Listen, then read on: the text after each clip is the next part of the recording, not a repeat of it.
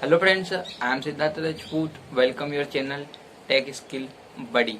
I am career coach and digital marketer. तो दोस्तों आज की वीडियो में हम बात करने वाले हैं यूनिक टॉपिक के बारे में, जिसका नाम है कि आप एक अच्छा बेस्ट करियर कैसे चूज कर सकते हैं, यानी कि आप एक अच्छा राइट करियर के लिए डिसीजन कैसे ले।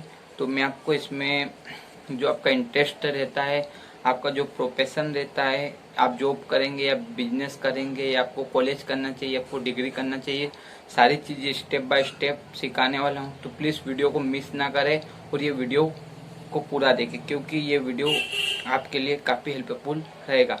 तो चलिए हम शुरू करते हैं। तो हमारा जो पहला पॉइंट है वो है हमारा सर्कल। जी हाँ, किसी भी अगर जब आप करियर चूज करते हैं तो उसका जो पहला पॉइंट रहता है उसका सर्कल, कि आप किस सर्कल से बिलोंग करते हैं, यानी कि आपके फ्रेंड्स कैसे हैं, आपकी सोसाइटी कैसी है, आपके पेरेंट्स कैसे हैं। यानी कि अगर मान लीजिए आप स्टूडेंट हैं, आप इंजीनियरिंग करने जाते हैं, है ना, या साइंस में कोई सी डिग्री करना चाहते हैं या टेक्निकल में कोई सी डिग्री करना चाहते हैं, तो आपके पेरेंट्स से कुछ अलग आपको सजेशन देते हैं, है ना। और आपकी जो सोसाइटी यानी समाज रहता है वो अलग कुछ आपको गाइड करता है, और जो आपके पेरेंट्स रहते हैं वो कुछ अलग गाइड करते हैं। तो जो डिसीजन लिया जाता है वो हमारी थिंकिंग पर डिपेंड करता है, यानी कि हमारी सोच पर। तो हमारी सोच किससे बनती है? सर्कल से, कि हम किन लोगों के साथ रहते हैं। जो सोसाइटी बोलती है वो चीज हम उस चीज में हम करियर बनाए, या जो फ्रेंड्स बोलते हैं या जो फ्रेंड्स कर रहे हैं उस चीज में करियर बनाए, या जो हमारे पेरेंट्स चाह रहे हैं वो चीज में हम करियर बनाए। तो मैं पूरा आपको क्लियरिटी के साथ इस वीडियो में एक्सप्लेन करने वाला हूँ।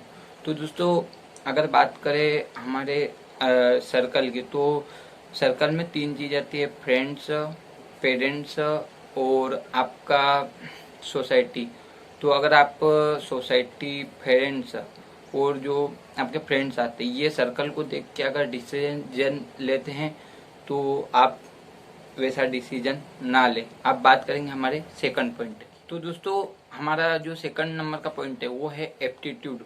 एप्टीट्यूड यानी कि सोसाइटी और जो हमारा सर्कल है उसके बाद हमारा आता है हमारे शौक, यानी कि मुझे म्यूजिक का शौक है, यानी मुझे जो हमें चीज़ें पसंद होती है, जैसे हमें क्रिकेट खेलना पसंद रहता है, मुझे राइटिंग लिखना पसंद रहता है, तो क्या मैं इन चीज़ों में अपना करियर बनाऊं?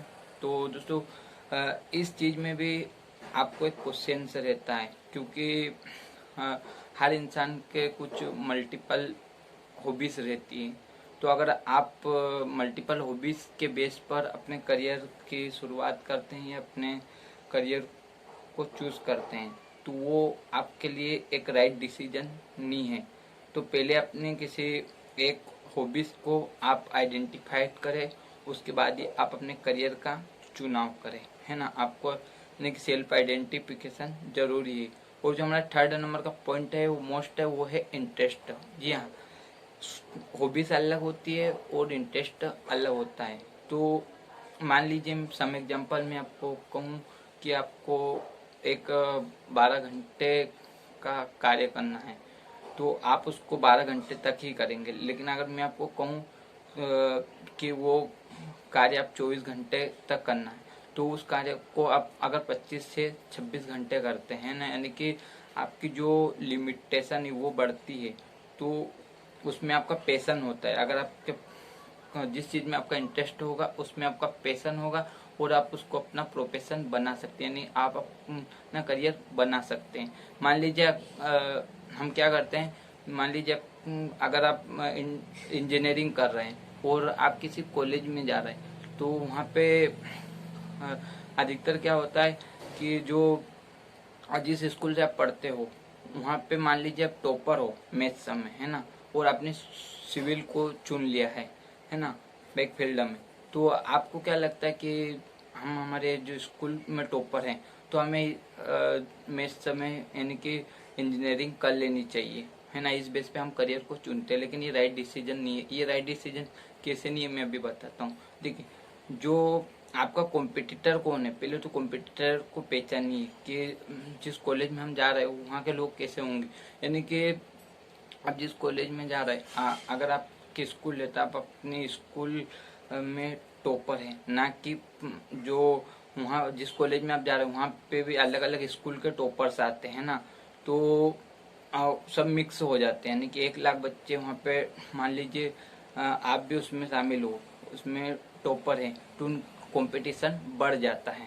तो इस अपनी जो आइडेंटिफिकेशन है उसको थोड़ा पहचान लीजिए, खुद को पहचान लीजिए कि जो मैं काम है क्या मैं सच में कर सकता हूँ, क्या मेरी स्ट्रेंथ लेवल इतनी है, क्या इसमें जो टाइम लगेगा, क्या इसमें जो बजट लगेगा, क्या उसके लिए मैं अवेयरनेस हूँ। यानी कि जो 2 साल का 3 साल का करियर होगा, क्या उसके लिए मैं पूरी तरीके से तैयार हूँ। तो इस चीज़ को ध्यान रखें, ना कि मैं अपने स्कूल में मेरिट लिस्ट में आया तो मैं कॉलेज को ये कोर्स सिलेक्ट कर लूँ या लोगों के कहने पे कोर्स सिलेक्ट करें। अपनी आइडेंटिफाई खुद को आपको पहचानना पड़ता है, क्योंकि आप अगर आप वोटिंग के लिए भी जाते हैं तो आपकी एज जो रहती है उसका भी एक आइडेंटिफाई रहता है कि आप 80+ है तो ही आप वोट के लिए मान्य रहते हैं, यानी वोटिंग कर सकते हैं। तो अगर आप करियर को चूज करना चाहते हैं तो सेल्फ आइडेंटिफाइड, यानी कि अपनी जो क्षमता रहती है, अपनी एबिलिटी रहती है, यानी कि हर काम के पीछे मत दौड़िए, ठीक है। तो इस चीज को आप पहचान लीजिए। जो हमारा 4th पॉइंट है वो है जॉब प्लस बिजनेस। अधिकतर स्टूडेंट तो मैं से पूछते सर हम जॉब करें या बिजनेस करें, तो देखिए आप जॉब और बिजनेस कर सकते हैं। यानी मान लीजिए आपने एक इंजीनियरिंग की डिग्री कर ली है कॉलेज से कम्प्लीटली, तो आप जैसे कई सिविल इंजीनियर हैं तो आपको भी पता है कि जो सिविल इंजीनियर की जॉब से रहती है, कंपनी जो कंपनी रहती है उसमें ये वर्क होते हैं, तो उनको भी पता है कि ये वर्क होते हैं। जब सब लोग एक जैसा करेंगे तो कंपनी किस किस को जॉब देगी।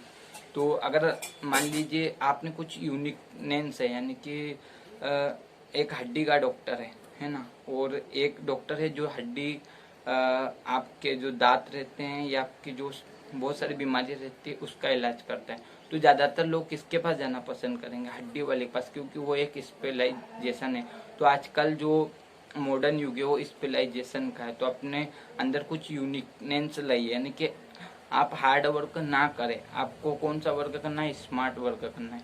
अगर आप 80% मेहनत करते हैं तो आपको 20% रिजल्ट मिलेंगे, और आप 20% मेहनत करते हैं तो आपको 80% रिजल्ट मिलेंगे। यानी कि मोर हार्ड वर्क मोर सक्सेस, इस ये फार्मूला ना आजमाएं।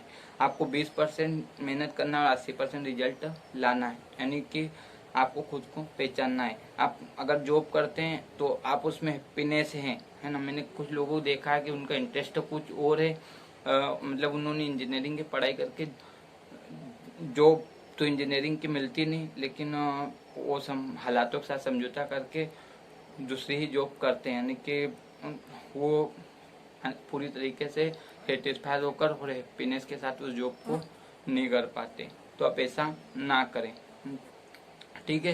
यानी कि अगर आप लॉन्ग टाइम तक हैप्पीनेस रहना चाहते हैं तो अपने इंटरेस्ट को ही चुने जो आपका करियर रहता है। तो इस बात का आप ध्यान रखें।